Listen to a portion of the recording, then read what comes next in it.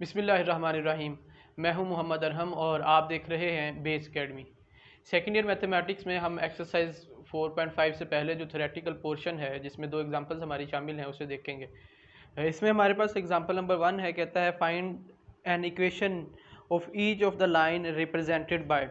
अच्छा, इससे पहले जो ये जो हमारी एक्सरसाइज है इसमें जो कॉन्सेप्ट यूज़ हुआ है वो होमोजीनियस इक्वेशंस को हम डील कर रहे हैं, second degree of homogeneous equation.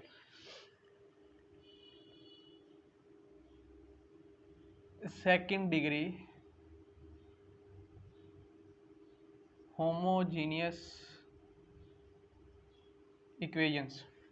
अब सेकेंड डिग्री होमोजीनियस इक्वेशंस क्या है? होमोजीनियस इक्वेशन क्या होती है? एक ऐसी इक्वेशन जिसके अंदर जो वेरिएबल्स इंक्लूड हैं ईच टर्म के अंदर उनकी जो मैक्सिमम इंडेक्स है या जिसे पार हम कहते हैं वो क्या होनी चाहिए, through out the equation same होनी चाहिए। अब यहाँ हम एग्जांपल देखते हैं। सेकेंड डिग्री होमोजीनियस इक्वेशन की जो स्टैंडर्ड फॉर्म है हमारे पास वो है a x square plus 2h b x y plus b x square, sorry 2h x y है, 2h x y plus b y square equals to 0। ये हमारे पास क्या है? एक सेकेंड डिग्री होमोजीनियस इक्वेशन है। अब होमोजीनियस किस तरह से कि यहाँ भी जो वेरिएबल है इसकी इंडेक्स 2 है, यहाँ x और y की इंडेक्स 2 है और फिर y सिंगल जो है उसकी भी इंडेक्स क्या है, 2 है। थ्रू आउट द इक्वेशन जितने भी उसके अंदर टर्म्स थी या जो फैक्टर्स थे सबकी जो इंडेक्स है या जो पार है वो क्या है, सेम है। इस वजह से ये हमारे पास एक होमोजीनियस इक्वेशन है। अब ये जो सेकेंड डिग्री होमोजीनियस इक्वेशन है ये असल में डिराइव्ड होती है या इसे कह लेना चाहिए ये मिल के बनती है दो लीनियर इक्वेशन से। It is the product of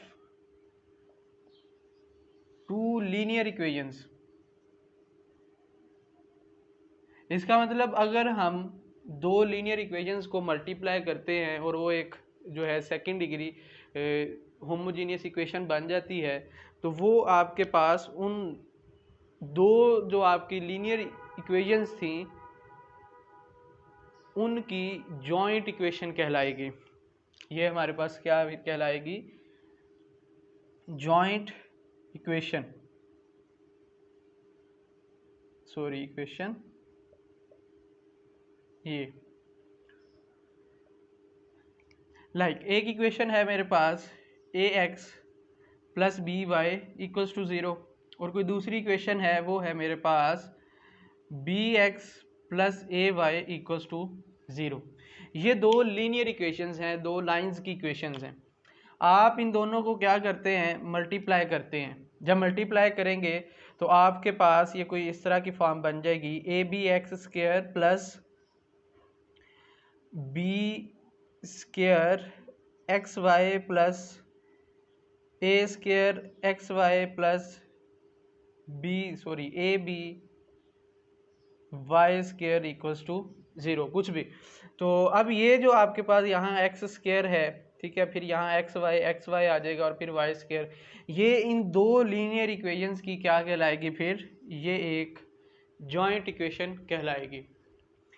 हमने इस एक्सरसाइज में क्या करना है कि आपको लीनियर इक्वेशन से जॉइंट इक्वेशन या जॉइंट इक्वेशन से लीनियर इक्वेशन जो है वो फाइंड आउट करनी होगी। एग्जांपल में चलते हैं। एग्जांपल नंबर 1 सॉरी,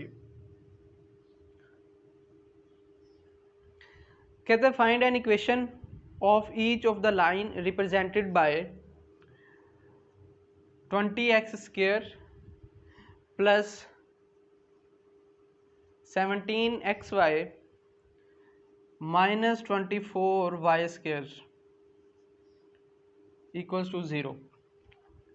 अब ये कोई आपके पास जॉइंट इक्वेशन उसने दी है और कहता है कि इन जॉइंट इक्वेशन से दो लीनियर इक्वेशंस बनेंगी। आप ऐसा करें, कोई एक लीनियर इक्वेशन उसे आंसर में बताएं। तो यहाँ पे जो है आप इसे डिफरेंट मेथड से कर सकते हो। हम जो यहाँ पे यूज़ करेंगे, हम इसकी फैक्टराइजेशन करेंगे। Factorising the given equation. Factorise किस तरह से करना है, जैसे हम मिड टर्म ब्रेक के बारे में पढ़ते आए हैं। एक्सट्रीम टर्म्स को आप मल्टीप्लाई करेंगे तो 20 मल्टीप्लाई बाय 24, तो आंसर आता है 480। आंसर आया आपके पास 480। आपने ऐसे पेयर्स बनाने हैं 17xy को ब्रेक करके, जिन्हें मल्टीप्लाई करें 480 आए और जब प्लस माइनस करें तो प्लस 17 आए। जी, तो ये हमारे पास बनता है 32 and 15, 20x² plus 32xy minus 15xy minus 24y² equals to 0। 32 multiply by 15 answer आपके पास आएगा 480, ठीक है जी। और प्लस माइनस करोगे तो प्लस 17 आपके पास बचेगा। तो ये आपका जो है इस तरह से बनेगी सूरत हाल। अब यहाँ पे इन दो टर्म्स में से जो चीज़ें कॉमन है और यहाँ से कॉमन है वो कॉमन निकाल लें। तो 20x² और 32xy 4 कॉमन आ रहा है एक, और साथ x कॉमन आ रहा है 4x, तो यहाँ आ जाएगा 5x प्लस 32 है तो 8y। इसी तरह यहाँ पे 3 कॉमन आ रहा है तो -3 और साथ एक y भी कॉमन आ जाएगा। तो यहाँ पे आपके पास आ जाएगा 5x और यहाँ पे 8y equals to 0। 5x plus 8y दोनों में से कॉमन हो जाएगा। 5x plus 8y into 4x minus 3y equals to 0। तो यहाँ इस इक्वेशन को अलग से 0 के इक्वल रख लें तो ये बन जाएगा 5x plus 8y equals to 0, 4x minus 3y equals to 0। These are the two desired equations. वो लीनियर किसी भी लाइन की इक्वेशंस है जो कि ओरिजिन में से पास कर रही है, उसकी ये दो इक्वेशंस हमने फाइंड करनी थी। एक फाइंड करनी थी तो दो फाइंड हो गई हैं। तो ये आपके पास इसका आंसर बनेगा 4x माइनस 3y और 5x plus 8y equals to 0। इस तरह की ये सिंपल सी एग्जांपल थी। वेल, इसके बाद एग्जांपल नंबर 2 है, थर्ड बनती है वैसे तो एग्जांपल 3 ही लिख देता हूँ। पेज नंबर 228 पे जो इसका नंबर है वो है 2। क्वेश्चन समझिएगा, कहता है फाइंड अ जॉइंट इक्वेशन। इसका मतलब हमने क्या फाइंड करना है, हमने एक जॉइंट इक्वेशन फाइंड करनी है। इतनी बात हमने लिख ली। अच्छा, कैसे? Find a joint equation of the straight lines. आपने दो स्ट्रेट लाइंस की जॉइंट इक्वेशन फाइंड करनी है। जैसे ये एक स्ट्रेट लाइन की इक्वेशन है और एक ये स्ट्रेट लाइन की इक्वेशन है। इन दो को मल्टीप्लाई करके आपके पास ये एक जॉइंट इक्वेशन बनी थी। अच्छा, find a joint equation of the straight lines through the origin. Origin में से पास करती हैं जब इक्वल टू 0 लिखा है। Through the origin perpendicular to the lines represented by, यानी ये जो लाइन उसने दी है x² given line x² plus xy minus 6y² equals to 0। अब आपको पता है कि ये जो जॉइंट इक्वेशन है ये दो लीनियर लाइंस की इक्वेशंस होंगी, उनसे मिलकर ये एक इक्वेशन बनी है। तो कहता है ये जो दो लीनियर इक्वेशंस हैं इनके परपेंडिकुलर आप क्या करोगे, इक्वेशंस फाइंड आउट करोगे। इसका मतलब कोई एक लाइन जो है वो ये कर लो, दूसरी लाइन ये, तो इसके ये और ये दो लाइंस, ठीक है। अब यहाँ पे आपने इस ग्रीन लाइन को भी फाइंड करना है और इस ग्रीन लाइन को भी फाइंड करना है, और जब उन दोनों को मल्टीप्लाई करोगे तो ये क्या बन जाएंगी, जॉइंट इक्वेशंस बन जाएंगी।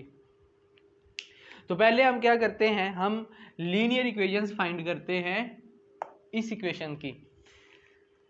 जी, तो यहाँ भी फैक्टराइजेशन करेंगे तो x² माइनस 6 चाहिए तो -3xy plus 3xy minus 2xy minus 6y² equals to 0। Mid term break की है, प्लस माइनस किया तो प्लस का एक्स वाई आना चाहिए, 3x माइनस 2xy, तो आपके पास प्लस एक्स वाई आएगा। यहाँ से x कॉमन बना तो x कॉमन निकाला, x यहाँ बच जाएगा और यहाँ 3y बच जाएगा, माइनस 2y कॉमन, तो इसी तरह यहाँ पे x बच जाएगा प्लस 3y बच जाएगा इक्वल्स टू 0। अब दोनों में से 3y आप x प्लस 3y कॉमन निकाल लें, x plus 3y equals to 0। चलें एक दफ़ा वैसे लिख लें, x plus 3y into x minus 2y equals to 0। यहाँ से आपके पास दो इक्वेशंस आ गई, x plus 3y equals to 0 एक इक्वेशन है और एक equation x minus 2y equals to 0। इसका मतलब ये आपके पास जो गिवन लाइंस हैं वो आई हैं। अब हमने क्या करना है, इनसे रिक्वायर्ड लाइंस फाइंड करनी है। तो यहाँ इसकी स्लोप फाइंड कर लें और इसकी स्लोप फाइंड कर लें, क्योंकि जो रिक्वायर्ड लाइंस हैं वो परपेंडिकुलर हैं इन दोनों के ऊपर, ठीक है। तो इसकी स्लोप फाइंड करें आप, लाइक मैं इसे m1 का नाम दे देता हूँ, m1 equals to minus a over b equals to, a यहाँ पे 1 है तो माइनस 1 ओवर b आपके पास 3 है, तो ये आ जाएगा m1 equals to minus 1 over 3। इसी तरह इसकी स्लोप फाइंड करेंगे, इसे मैं m2 का नाम दे देता हूँ, minus a over b equals to, a यहाँ पे 1 है तो माइनस 1 ओवर माइनस 2, ठीक है जी। तो यहाँ पे ये बन गया 1 ओवर 2, इसका मतलब m2 आपके पास आया 1 ओवर 2। ये है slope of the given lines. तो रिक्वायर्ड लाइंस की स्लोप क्या होगी, अगर इसके परपेंडिकुलर है तो इसका मतलब मैं यहाँ पे उसे m1 बार कह देता हूँ, रिक्वायर्ड लाइंस की स्लोप को m1 बार, तो इसके क्या होंगी परपेंडिकुलर। तो हमने ये केस पढ़ा हुआ है कि जो दो लाइंस परपेंडिकुलर हों तो उनकी स्लोप्स एक दूसरे का नेगेटिव रेसिप्रोकल होती हैं। तो यहाँ पे आ जाएगा minus 1 over m1 equals to minus 1 over 3, इसका मतलब m1 डैश आपके पास आ जाएगी 3। इसी तरह यहाँ पे m2 dash equals to minus 1 over m2 equals to आ जाएगा माइनस 1 ओवर 1/2, तो m2 डैश आ जाएगी आपके पास -2। इसका मतलब जो लीनियर इक्वेशंस रिक्वायर्ड होंगी, रिक्वायर्ड लीनियर इक्वेशंस, उनकी आपने स्लोप चेंज करनी है, ठीक है जी। y इक्वल्स टू mx में mx प्लस c होता है, ठीक है। ये आपके पास जो है ओरिजिन में से गुजर रही है तो इस वजह से उसका जो इंटरसेप्ट होगा वो 0 होगा, तो लिखने की ज़रूरत नहीं है। y इक्वल्स टू mx में आप ये इक्वेशंस पुट कर लें, तो y equals to mx, m की जगह पे 3x एक इक्वेशन बन गई, और एक इक्वेशन यहाँ से y इक्वल्स टू mx, तो -2 आ जाएगा m की जगह, तो -2x, तो ये इक्वेशन बनी y minus 3x equals to 0, और यहाँ से इक्वेशन बनी y plus 2x equals to 0। अब यहाँ से ये हमने दो लीनियर इक्वेशंस फाइंड कर ली हैं जो इन लाइंस के क्या हैं, परपेंडिकुलर हैं, ठीक है।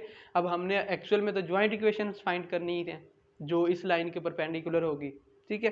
तो इन दोनों को आप क्या करेंगे, मल्टीप्लाई करेंगे, इसे आप 1 का नाम दे दें और इसे 2 का नाम दे दें, ठीक है जी।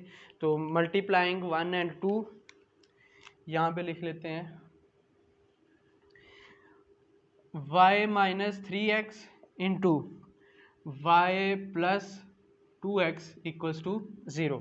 तो मल्टीप्लाई कर लें y into y square plus 2xy minus 3xy और minus 6x square equals to 0।